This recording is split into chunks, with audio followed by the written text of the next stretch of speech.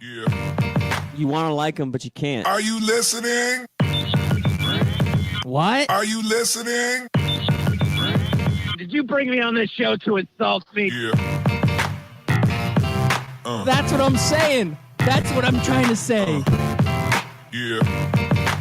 Hey, y'all don't want it with us, man. You straight gangsters over here, Straight man. gangsters. Ah. Yeah, good morning. It is another beautiful morning, and you are listening to Scout Team Sports. We are bringing it to you hot and live like we do each and every AM, Monday through Friday, weekdays on 12-ounce Sports Radio. I am one of your gracious hosts. They call me Loudbeard. You are the most egotistical, self-deluded person I have ever met. Yes, all of that is true. And the man on the other microphone, known as one of the greatest patriots of all time, and that would be our good friend,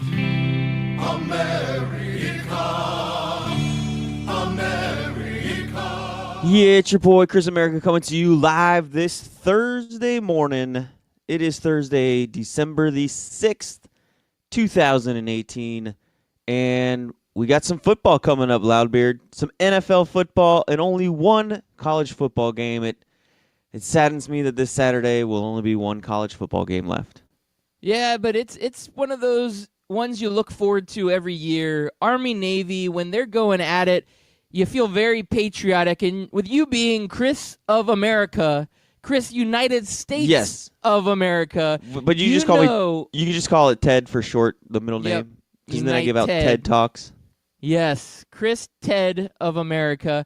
You are a great patriot, and as a great patriot and as a great American, you have to love the rivalry between Army and Navy. Now that right there, my friend, that is college football culture Yes. at its finest. Yes, you get to see the two marching bands all dressed to the nines with their military uniforms. It is fantastic. You get all the patriotism, the heroism, and you get all of the triple option isms as well. That's a lot of isms. Yeah.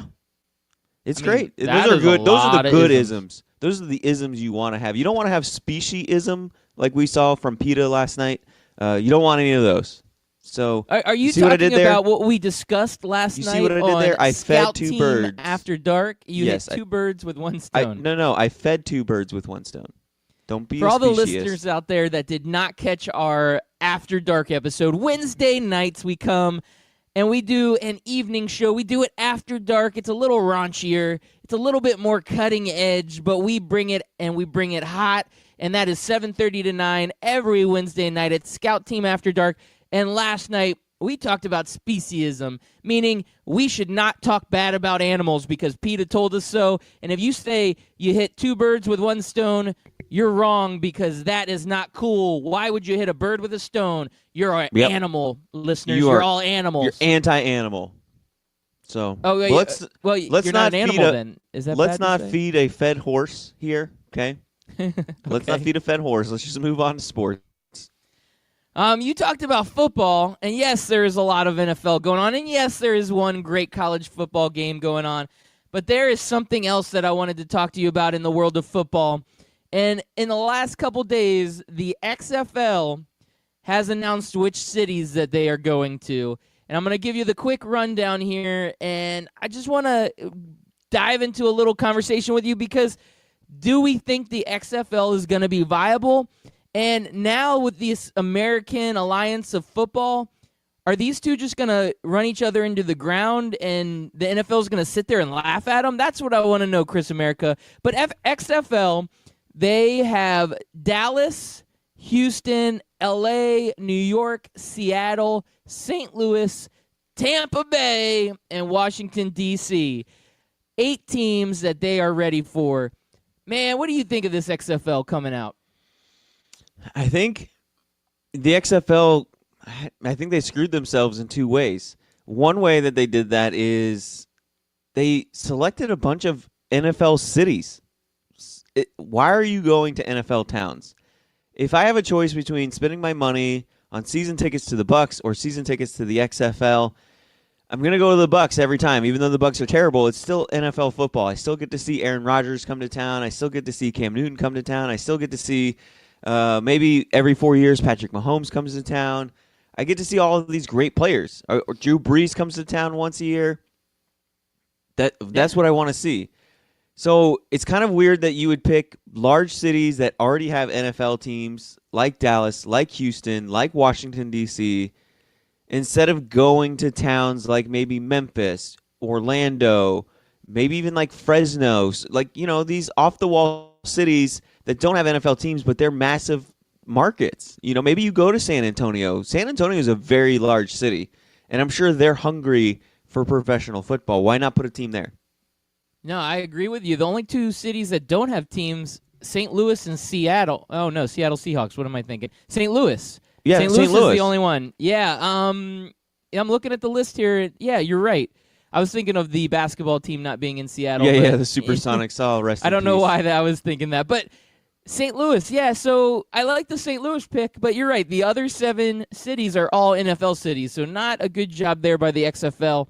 I do have a counterpoint to that, but you said there was 2 things that you were going to say about the XFL. One being that they went to NFL cities. What was your second point? The second point is the American Alliance football, like you mentioned, kind of waters down the talent. Like both of these leagues, I feel like, are going to water each other down. You want just one league where you're like, okay, we can grab all of the scraps, all of the college players that the NFL says weren't good enough, all of those guys. Let's get them into our league. Let's get them into closer to college towns and things like that, and then those fans will show up and watch. Now it's going to be like, all right, well, we have one cool college star on this team over here in the XFL, and then that other college star that didn't really pan out in the NFL, wasn't really right for it, is over here in this other league. I feel like you're just going to have really, really watered down talent in both leagues to where it's not going to be good football. Like, they were already going to be hard to have good football to begin with, being by themselves, but now it's really going to be hard when the scraps of the NFL get to choose between 2 leagues to go to. All right, I see where you're going with this. Now I'm going to throw a couple counterpoints out at you. One on the cities. I don't think it's a terrible idea to do it in NFL cities because you already have fan bases built in, and I don't believe the XFL season is going to go at the exact same time as the NFL season. And the other thing is, a lot of times these NFL season tickets and NFL tickets are so outrageously priced. This is the alternative to people who, don't have to take out a second mortgage to be able to afford season tickets to go see the Dallas Cowboys. All of a sudden, you can get behind another team, and if the XFL plays it right, like the American Alliance did or the Alliance Football did, where they bring in some big names, you might end up being a little bit more popular in that city than you would have thought because you're riding the coattails of the Dallas Cowboys. And really, that's what these leagues want to do. They want to be like a minor league team. They want to be that alternative to the NFL. And, the Alliance did it smart because they brought in a guy like Steve Spurrier to the Orlando team. They brought in a guy like Mike Vick to be the coach or coordinator for the Atlanta team. They're bringing in big names that can attract talent and bring some validity to the league or bring some, I don't know how to say it, but the league already, before they've even played, all of a sudden you're like, well, if Steve Spurrier is going to be there, let me see what's going on. And they're trying to capitalize on the talent from the city. So the XFL has a long road ahead of them, and I don't know that they will be successful. I don't know if this is going to be Vince McMahon just forcing something because I think in his head said, the failure the first time, I'm never going to let that happen again. This is going to work no matter what. And that sounds to me like somebody that will be unsuccessful because I think he's going to really push this. And I don't know. I lost a little bit of my excitement for the XFL. I thought there would be an Orlando team. But once the Alliance announced an Orlando team, I figured, the XFL is not going to want to, battle them at the same time. So it really does. It loses a little bit of its luster. I'm not super excited about the XFL. Yeah, and maybe I haven't really looked at all the list of the American Alliance leagues. I just know we have one in Orlando. I'm not sure where any of the other ones are, and maybe that helped make the decisions for the XFL because You're right. It would be worse for them to be a direct competitor in cities for for the American Alliance than it would be for the NFL because they're probably going to be playing in the same springtime season. So you don't want to go and water down your viewership. I'm only going to go to one game. I'm not going to go to the Orlando Apollos and the Orlando Rage. I got to pick one, and generally it's going to be whichever team is better. So maybe that their decisions to go cities, but yeah, I just don't. Normally, I'm a big proponent of taking on the big guy, fighting hard, and everything else. But one of the big guys you just don't take on, especially right away, is the NFL. Like the USFL learned that the hard way. They had a great thing going. They were doing their thing, and then, as the story goes, Donald Trump came in and decided, hey, let's take it to the NFL. Let's compete with them directly. And then shortly after that, they just disappeared. So Man, I don't want to see Trump, either. He comes up in every conversation, doesn't he? He does when it's appropriate, and yeah. So you don't want to take the NFL on directly until you're at least 90% of the size of the NFL. Then maybe you can take them on and you guys can duke it out, but not right away. Not this way. Well, just on the Alliance Football League, they've got Atlanta, Orlando, Birmingham. I know they have a team in Texas. I just don't remember which major city they picked in Texas. They may have picked San Antonio. I was trying to look it up real quick. I can't remember all this stuff off the top of my head. That's asking a lot of me, Chris America. I'm really hard on myself right now because I can't pull up these damn teams. Anyway, side note, XFL, I don't see it being successful. But you never know. All right, so real quick, the rundown of teams for the Alliance, which I think these are better cities. San Diego, they just lost an NFL team. They can get behind an Alliance team. Salt Lake City, they don't have one, but they have a basketball team that's successful. Phoenix, okay, there's an NFL team there, maybe not the best choice. San Antonio, like you mentioned, great city for football. Memphis, great city. Birmingham, great city. Orlando, great city. Atlanta, yes, there is an NFL team there. They kind of stayed away from the Northeast, which may be smart because, think about it, Philadelphia, Washington, New York, those football fans are just so entrenched into even the Patriots, their fandom, that moving a small minor league type team into those cities would probably not be successful. They're looking for fan bases that are looking for something else. And in the South, you get such a mixed audience that you could probably generate more sales, more viewership, everything with that. Yeah, I would say with the Northeast, it's kind of weird because the major cities are just the major cities, and there aren't really any smaller markets that have like 2 to 3 million people in them that don't have sports teams within, an earshot of going to them. I mean, I guess Tampa's close to Orlando, but we still have like our own independent thing separate from Tampa. Like nobody in Orlando considers themselves a part of Tampa. Like yes, there's lots of Bucks fans and lots of Lightning fans and lots of Ray fans here in Orlando, but it's all we have. It's our only choice. If the NFL moved an Orlando team or a team to Orlando, I believe that 90% of the Orlando fan base would probably jump onto that ship or jump ship off of the Bucks and start rooting for the Orlando-based team without a doubt. Oh yeah, big time. But in the Northeast, I'm trying to think of like cities that are like Orlando, like San Antonio, like San Diego, and they're just not there that I can. Maybe Annapolis, maybe some cities in New Jersey, maybe some cities in Connecticut might be like Delaware, Connecticut, Rhode Island. Those places have to have a city that people want to get behind. Yeah, maybe. But I guess they tested out the market. Maybe there will be for expansion. Oh, look at you already calling expansion on these leagues. Good job, Chris America. He's calling his shot, man. I can't wait for the expansion draft. Those are always fun. Absolutely. All right, so speaking of drafts, I just wanted to get into we don't normally talk fantasy football, but we are getting to the point where it is fantasy football playoff time. And a lot of people right now are just sitting there thinking, okay, how well am I going to do? What do I need to do? Who can I rely on? All that good stuff. And it has been kind of a crazy fantasy football year.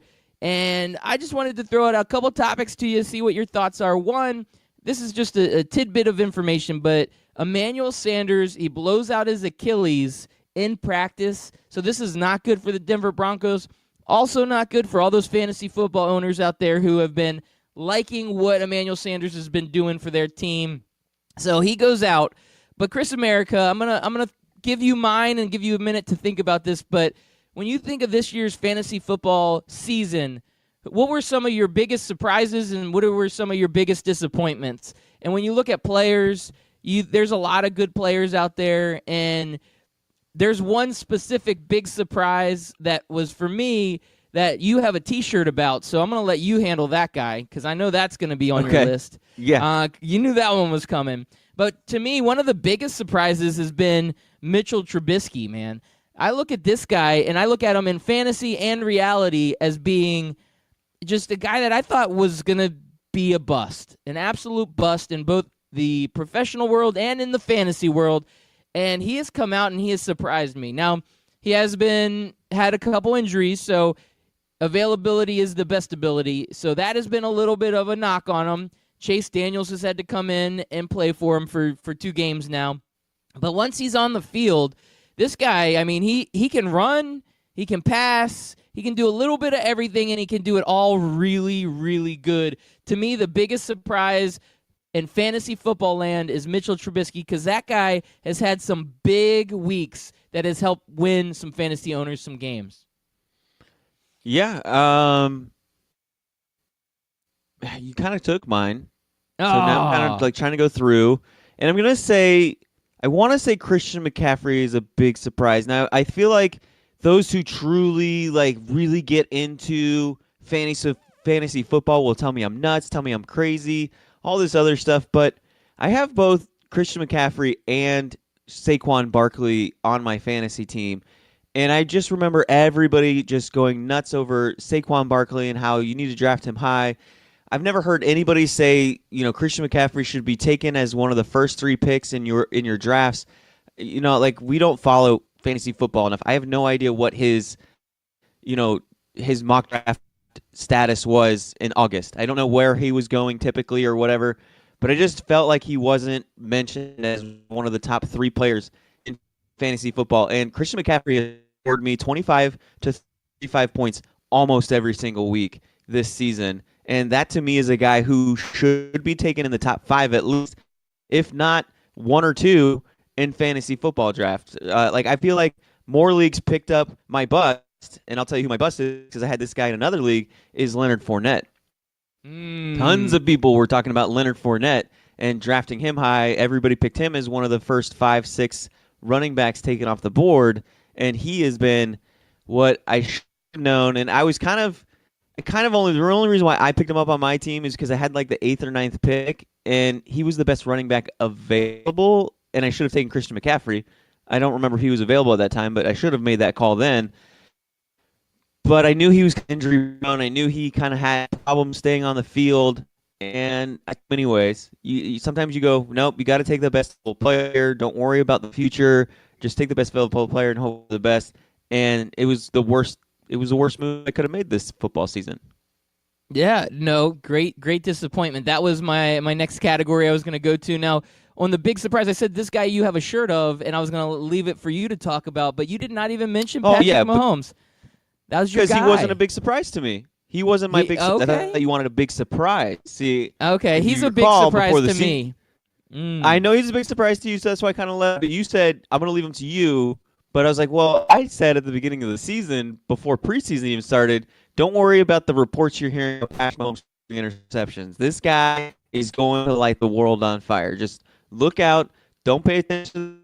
Don't pay attention to preseason practices. When the NFL season hits, this guy's going to be a superstar. So, and he has been. He's been MVP level. After he showed out and proved me right, I went full on Patrick Mahomes fandom. I've become a huge fan of the guy. I'm pretty sure week 1 I said this guy's going to win the MVP. And I feel like after last weekend with Drew Brees' terrible performance against the Cowboys, he's in the driver's seat for MVP this year. Oh yeah, big time. to me, he was a surprise. I thought he would do well, but I did not think he would do this well. This guy lighting the world on fire. I absolutely am impressed with this young kid. He seems like he's mature, good head on his shoulders. Andy Reid is the quarterback whisperer, so he is in a perfect place to be successful. Whether or not they can win playoff games, being on the Chiefs, I would say that the history tells us that they will not go far in the playoffs, but maybe Patrick Mahomes can overcome that. And on fantasy playoffs, Patrick Mahomes is your guy. You got to ride or die Patrick Mahomes till the end. Now, I would say, just for my one biggest disappointment, and this would be just in fantasy general, but I did not draft this guy, and for good reason, because there was all this speculation around him going into the season. But Le'Veon Bell, there are quite a few fantasy football owners that drafted this guy in the first or second round, mostly the first round. He was still going high in a lot of fantasy football drafts for a guy that sat out all year, not because of injury, but because of disputes with contracts and disagreements with his team. This guy has got to be the ultimate disappointment. A lot of those fantasy owners, they picked him up thinking, okay, he'll sit out for a few games. We'll probably get him back by week 3 or 4 and then make our run. And all they're doing now is sitting there thinking, darn, man, I should have never, ever taken a chance on this guy. To me, the biggest disappointment of the season, right behind Leonard Fournette. Fournette, as you mentioned, injury-prone, just absolutely disappointing, is Le'Veon Bell. So to me, those were our two big fantasy disappointments and surprises. Yeah, can I say, though, if you drafted Le'Veon Bell, that's on you. You can't draft a guy that's holding out. Yeah, but every year there's guys that hold out. Like Le'Veon Bell was Right. holding out for 3 seasons. And last season it was okay. The season before it was okay. But he came back before, didn't he? Before each Yeah. season started? No, I think it was like the week 1 or week 2. Yeah. You know, and one year, I think he was suspended for something stupid. Like, he's always had stuff going on, but it's always worked out. By the end of the year, he was productive for teams. This year, I think the risk just piles up each year, though. Like, Yeah. you're taking a chance. It's like guys that would draft Josh Gordon. Josh Gordon in 2013 was the best wide receiver in all of the NFL. And he has been drafted in fantasy drafts, though it may have been late, but each year for the last 3 or 4 years.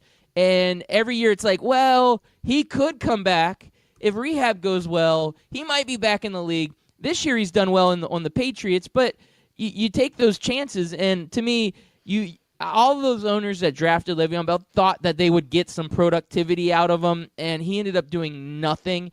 And to me, that's been the biggest disappointment.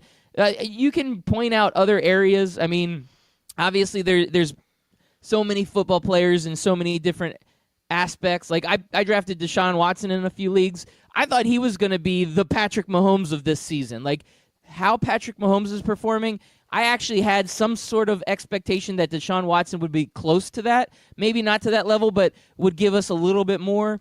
And he's been good, but not great. So to me, he was a disappointment for me. But that was just because I had higher expectations of him than maybe some other players or other people would have had. So I don't know, man. Fantasy football playoffs, I'm in 3 leagues. I made 2 playoffs. I'd say that's pretty good. 66% of the time, it works every time.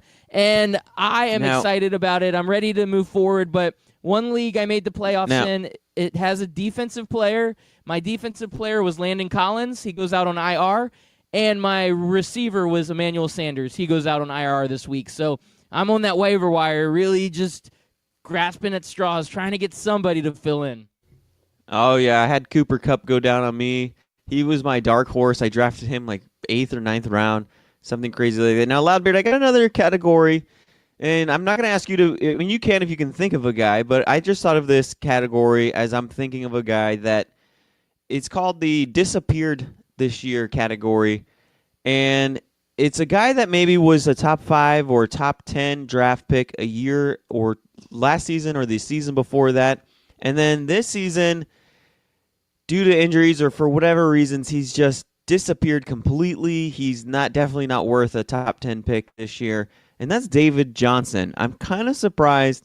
Now, he went out with a wrist injury, I think, last season, and we haven't really seen him do much since.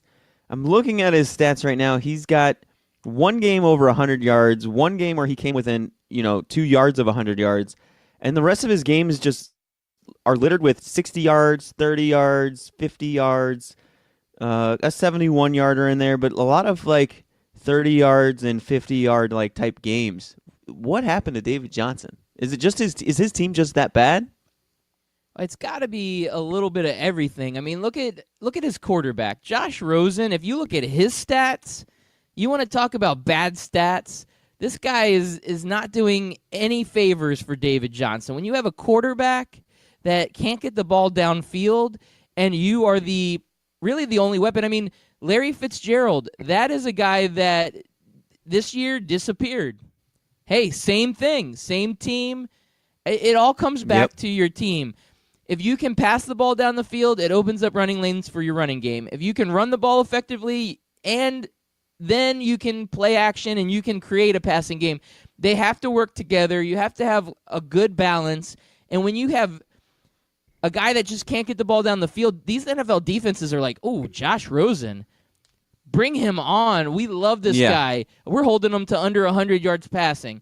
This is what the NFL defenses are doing with this guy. And you're never, ever going to be successful as a running back or as a fantasy player if you're on a system like that. The Cardinals are just that bad.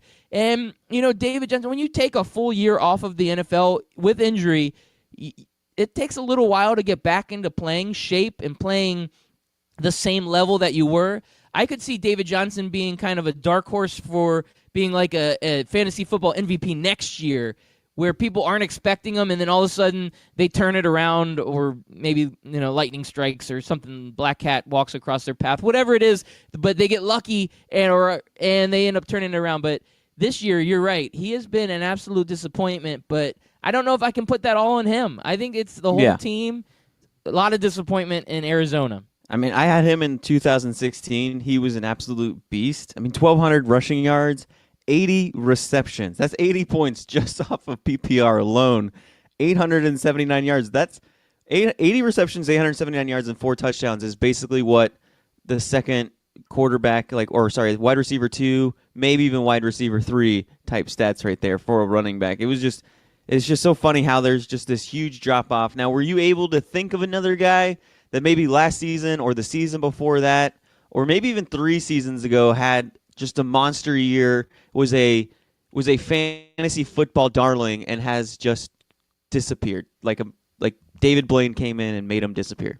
Well, I'll give an example. I think Matt Ryan would be that guy. I think Matt Ryan, ooh, yes, when he had Kyle Shanahan, and even the year after, there was that little bit of layover where he was good. That offense was like one of the most dynamic offenses you've ever seen.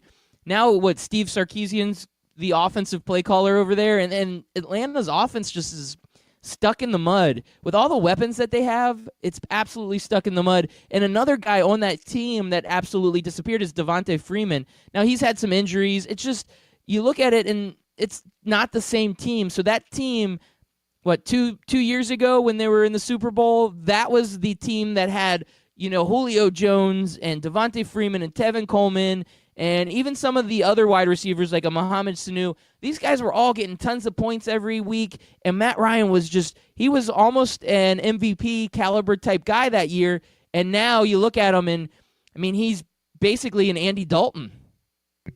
Yeah, and he's having a decent season for just regular football-wise. I mean, he's got 3,800 yards, 25 touchdowns, 5 interceptions. That's not a bad deal, right?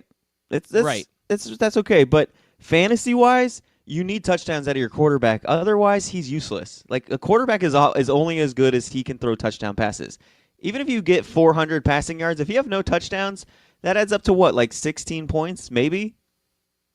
Right? Yeah, and he's actually gotten better stats than I thought he would. But I don't know if you have everybody pulled up, but if the comparisons are there, I mean, where would he be ranked in fantasy quarterbacks? He's got to be below top 10, right? Or maybe around 9, 10. Yeah, I don't have him in front of me either, but I just know, looking at his game-to-game stats, he's had 2 games 3 games maybe, where you got a lot of points because he had a lot of touchdowns. He has a 5-touchdown game that was against the Saints back in September, a 4-touchdown game against your Redskins, and then a 3-touchdown game against the Bengals and the Buccaneers. So 3 touchdowns is good. I mean, that's 18 points. But then you have a lot of games where he's got 1 touchdown, 2 touchdowns, 1 touchdown, 2 touchdowns. Those are the last 4 weeks that I just mentioned. And then in between that 4 and 3 and 3, you got a 1 touchdown game, a 1 touchdown game. That's a lot. That's too many weeks where you're not scoring many points from your quarterback. Yeah, that's not enough. It's not enough. I mean, and last that's week where he he's had one of my guys that 131 disappeared. Yeah, you have 131 yards and 1 touchdown last week against the Ravens. That equals about, what is that, about like 11, 12 points from your quarterback? That's a bad day when you pull up your fantasy score and you look at your quarterback and you see 12 points. Yep. No, I agree with that. Now, again, he's not having a terrible year. He just isn't having the same type of year that we would have expected out of If you're a Matt Ryan. fantasy owner, you know what Matt Ryan is as a fantasy owner? He's that guy where he'll go off for those 5 touchdowns or 3 touchdowns. So, like, the Saints, he scored 5. The Bengals, he scored 3. So you have him sitting on your bench for 2 weeks, and you're like, oh, well, maybe Matt Ryan's back. He had 0 touchdowns week 1, 2 touchdowns week 2. Maybe he's back. So then you throw him in week 5 against the Steelers, thinking, oh, the Steelers defense has given up a lot of touchdowns, and then he gets you 1 touchdown again, 285 yards, 1 touchdown. So then you bench him, and then the next week he goes off against the Buccaneers, 355 yards, 3 touchdowns. You're just like, all right, he's back, and then he's going to play the Giants the next week. I'm going to put Matt Ryan in, and then he scores 1 touchdown again. Yeah, he's that my disappear quarterback. guy. He's my disappear guy. I Chris like America, it. It's a good guy. It's about it's- that time. It is 6:31. Can you believe it? Wow. It just snuck up on us. We talked about fantasy football and XFL football. 2 things when I woke up this morning I didn't think I'd be talking about. All right, that means the second half of the show is going to be absolutely electric. We are going to go into real football. Yeah. Oh, that was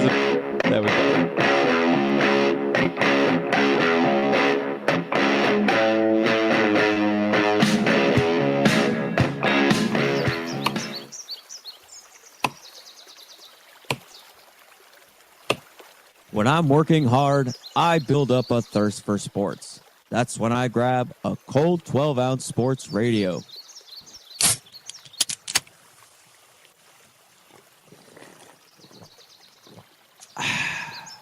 "12-ounce sports radio. Quench your sports thirst." Oh, guess who it is? Did you know the station had a janitor?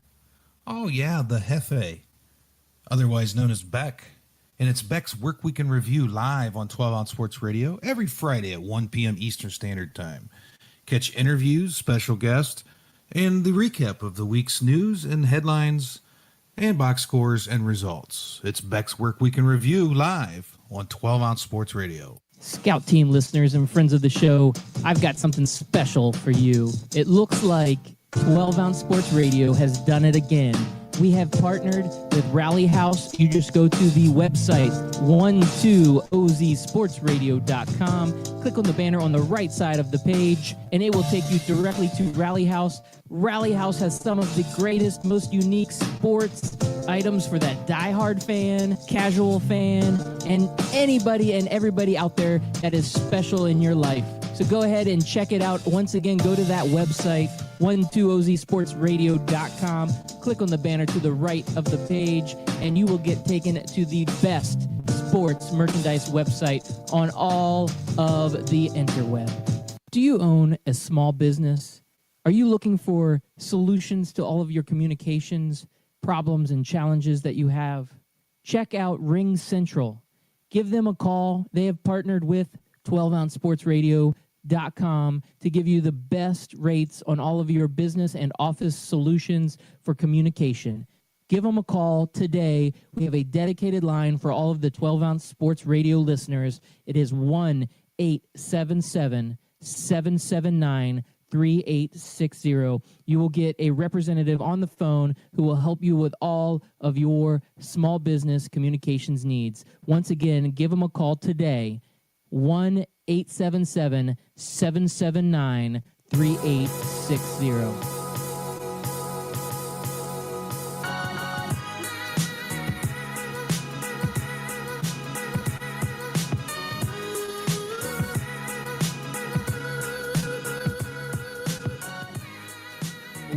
welcome back. It is another beautiful winter morning, and we are recording and going live on 12 Ounce Sports Radio. We are the Scout Team, bringing you Scout Team Sports. I'm Loudbeard. He's Chris America. We come hot and live every morning, 6 a.m. on 12 Ounce Sports Radio, and again, our replay at 11 a.m.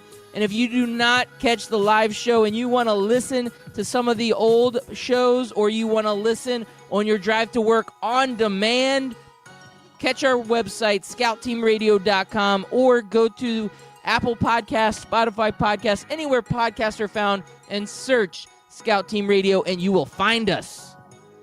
Now, with all that being said, we like to get interactive on our show from time to time. If you want to hit us up on Twitter at Scout Team Radio, tweet us any of your topics or subjects or any shenanigans you want to tweet at us. We will read your tweets on the air. We will discuss your topics, and we will get interactive. So make sure you check it out at Scout Team Radio on Twitter. We're also on Facebook and Instagram at Scout Team Radio. So, Chris America, I know you're on the other end there. Wow, how does it feel to talk about XFL and fantasy football? I mean, I thought this morning we were going to be different, and we were. We went off the rails, just totally talking about stuff that we have never talked about on our show before. And, hey, you know what? I can live with it. Can you live with it? I can dig it. We can dig it. Can y'all dig it? Dig it, dig it. But there's a real football game on tonight, a real NFL football game. And I don't know about my excitement on this one, but if Jacksonville's defense can play anything like they played this past weekend, then this actually could be a good game, but probably a very low-scoring, not a lot of excitement, not a lot of points, not a lot of yards type of game, which they're good games, but they're not necessarily that fun to watch. You think this will be a fun game to watch, or you think this will be kind of a boring, I'm not looking forward to it type boring game? Wow, Loudbeard, don't get into car sales, buddy. You won't do well. Like, this is a good car. Like, you're not going to get a lot of miles, but you're going to get kind of far. Hey, if the NFL pays me to sell this game, this is the best game ever. Oh, it is the best Thursday night game I've ever seen in my entire life, but I haven't even seen it yet. The number 2 overall draft pick versus the number 1 defense from last season going at it. The Jaguars it's the J.D. defense Power is back. Award for games. That's right. J.D. Power. They win it every year. The number 1 rated NFL Thursday night game, Tennessee versus Jacksonville. J.D. Power says it's the number 1 team year in and year out. And the mileage is low, and it's got a nice detailing job. Voted best in its class. All right, let's see here. The Titans, they need a win here. They're in desperation mode. They're 6-6. They're 3 games back from the division-leading 9-3 Texans, who, gosh, is it not insane that they've won 9 in a row since they opened up the season 0-3? Absolutely insanity. Now, I thought they were going to be a good team when they went 0-3. I was like, man, maybe they're not that good. And now 9 games later, I'm looking back thinking, wow, how did they lose those first 3? This team is good enough. If they had it all together at the start of the year like they do now, they could be undefeated. Deshaun Watson is the real deal. DeAndre Hopkins, so good. Just so good. And that defense, I mean, you have got so many big names on that defense, and they're all playing like it. Wow. The Texans, just wow. Yeah, so the Titans, though, they're 3 games back. I don't foresee them catching the Texans. The Texans have to have a complete meltdown of preposterous proportions, and maybe it'll happen, but I doubt it. So now they're in desperation mode for that wild card spot. And the way the wild card shakes out right now is the 7-5 Ravens have a wild card spot, and the 9-3 Chargers have a wild card spot. And I don't see them catching the Chargers either. So it's really going to be a race between, believe it or not, the 6-6 Dolphins, who started the season 3-0 and have gone 3-6 ever since. But hey, that 3-0 start helps them stay in this wild card conversation. And then you have the 6-6 Colts. So those are pretty much your wild card teams. I guess if you want to throw the Bengals in that mix, you can. And I've skipped over the 6-6 Broncos. So what is that, like 4 or 5 teams in that mix that the Titans are in a conversation for? And all of those teams cannot afford to lose a single game. So if the Titans want to win or make it to the playoffs, they have to win tonight. They have to beat this 4-8 Jaguars team. Well, and the Jaguars are in a good place where they don't care because, they really don't have a shot at the playoffs unless something miraculous happen. So they're just going to come in and play spoiler. And this is a division rival, like this is an opportunity for them to come in and really hurt the Titans season. And NFL players live for that kind of stuff. You lose motivation as the season goes on when you're having one of those down years. But this is just enough to be on that primetime game against the division rival where you could come out and show up. And that defense, they want that respect. And they showed it last week when they blanked Indianapolis and Andrew Luck. And we had talked about how all year long how great Andrew Luck had been. And all of a sudden they blank him. So a guy like Marcus Mariota, he's got to be careful. This defense is really getting into their own. It's a little too late, but this is going to be a scary game for the Titans. They've got to be careful because Jacksonville's gunning for them. Yeah, I think the only thing that I can see where the Jaguars don't make a run at it is because I know people would like to think that teams don't tank, and I want to believe that players don't tank, especially with how much they put on the line out there, but this would be bad for the Jaguars if they won it. Right now, they would be looking at, I think, 5 or 6. Yeah, I mean, there's a few 4-8 teams out there with them and a couple of 2-10 and a 3-win team out there as well. So they're looking right now to be mid top 10 pick, maybe like a 6 through an 8. And that's at 4-8. That's pretty bad. I didn't realize there were that many 4-8 teams in the NFL this year. So yeah, but the Jaguars, the players don't care about that. Yeah, they don't care about they that. Don't. Well, part of them does hope they get a really good quarterback next year, especially if you're on defense. You mean you can't get behind Cody Kessler? Not when he only scores 6 points against. I mean, I don't know. The Colts defense, have they given up a lot? I felt like they've given up a lot of points. I could be wrong there, but they're all right. Still 6 points right. in the NFL. Now they held the Colts to 0 points, which is amazing. But if you go out and I'm sure throughout the entire game, you're like, man, we are shutting this Colts team down. And then they're looking over at their offense like, dude, help us out to where we can at least relax a little bit. Give us at least a 14-point lead. They are the exact opposite of the Oklahoma Sooners, man. When you look at Oklahoma, the offense is like, all right, I'm going to go out and score, and then the defense lets up a score, and they're like, oh, I can't take a drive off. Yeah. They've got to score every time they get the ball. The Jaguars' defense is like, we have to hold them every time because our offense is not going to do anything. And it doesn't matter who's there. I mean, when Leonard Fournette is playing, the offense moves better. Like, you can just tell that right. is the moving force. The guy cannot stay on the field, and then he gets suspended. It makes it even worse. I mean, he's hurting this team, and as far as backups go, they just haven't been able to find somebody else to fill in when Fournette's not there. They go out and they grab Carlos Hyde from the Browns, but they don't have any momentum. Yeah. They need Fournette because they don't have a dynamic quarterback, and I am speaking of Cody Kessler because I don't want to speak ill of my Blake Bortles UCF legend, but this team has such a good defense. There's so much potential. You are correct. Everybody on that team, whether they're going to say it or not, is thinking, we need to get a quarterback. Now think of if they would have gone out and really fought to get Kirk Cousins this year. Think about that. Yeah, how different this team would be. Kirk Cousins, think about if they would have drafted Patrick Mahomes 2 years ago. I mean, instead of Leonard Fournette. I get Leonard Fournette's a great running back, but if your offense is predicated on the whims and falls of your running back, you're not a very good offense. Like, the Kansas City Chiefs lost Kareem Hunt. Kareem Hunt's a really good running back, and I would say I'd rather have Kareem Hunt on my team than Leonard Fournette. The Chiefs didn't skip a beat losing Kareem Hunt last week. I mean, granted, they were playing the awful Oakland Raiders, but I don't foresee there being that big of a drop-off in offensive production without Kareem Hunt.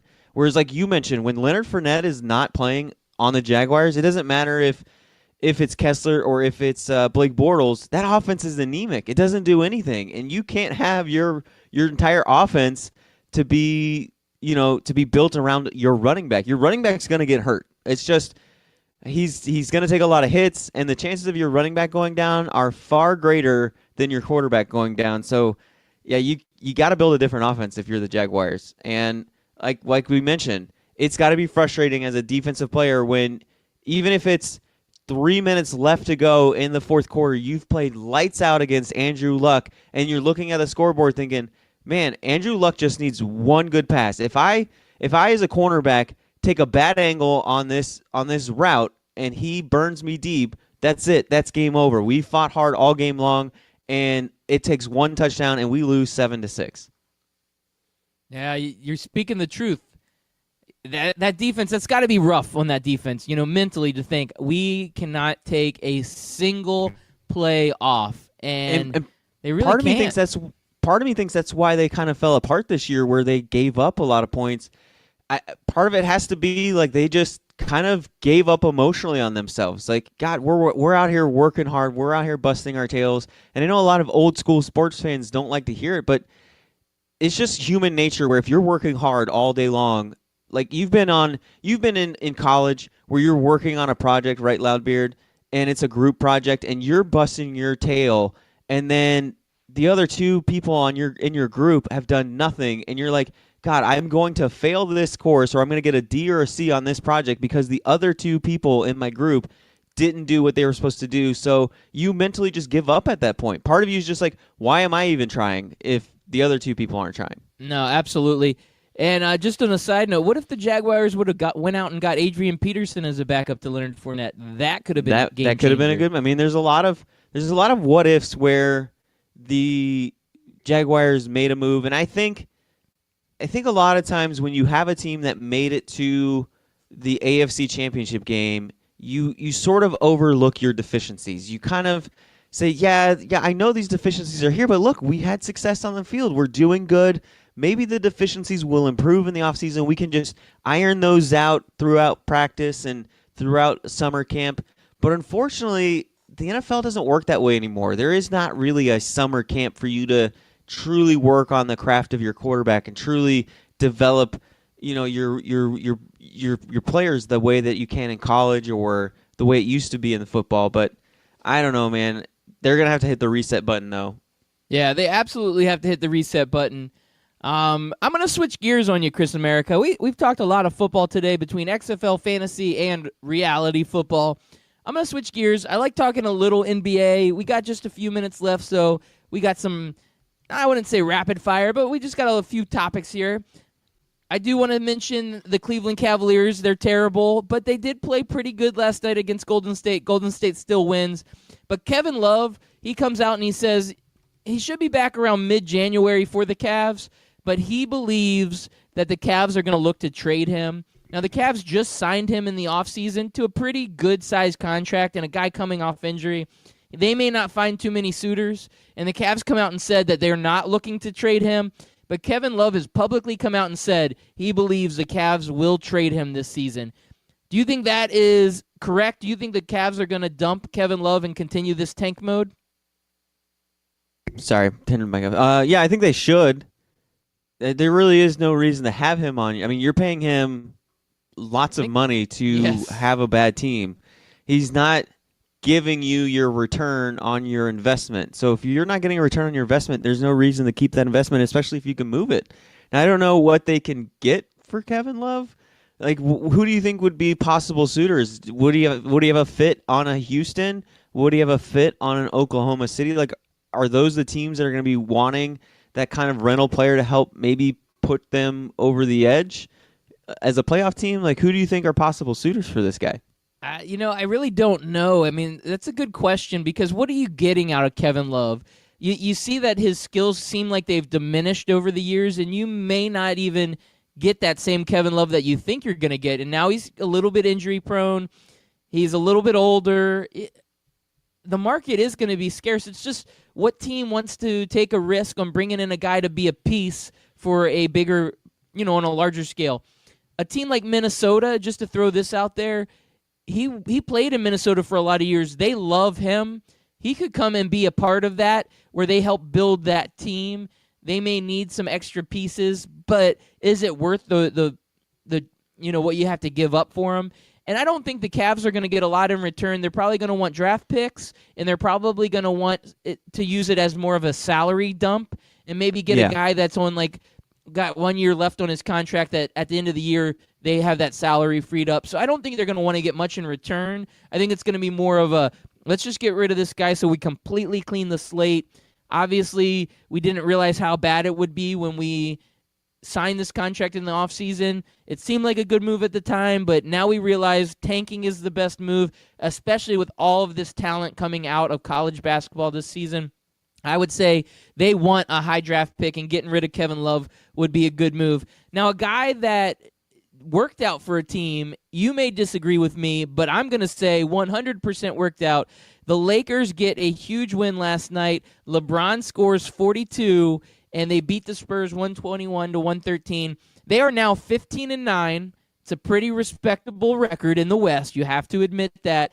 And they move up to, I believe they're 5th in the West now. So they're moving up the standings, and LeBron is finally coming into his own. This team's starting to work it out. Yeah, they're 5th in the in their conference. They are on a 4-game winning streak. They're actually really good in LA. They're 10-4 at home. It's when they go on the road is when they kind of have troubles. They're 5-5, which isn't bad. Having a 5-5 away record is actually, if you go 5-5 and then have a ridiculous home record, you're gonna be all right in the NBA. They're 7-3 in their last 10. And Louder, if you told me at the beginning of the season, if you went on your Chris America, I got a crazy bold prediction for you. At the beginning of December to middle of December, the LA Lakers are going to be a top 5 seed in the Western Conference playoff standings, and the Houston Rockets will be below 500 and at the 13th seed, 2 seeds above last place. I would have called you crazy, but that's exactly where we are today, Loudbeard.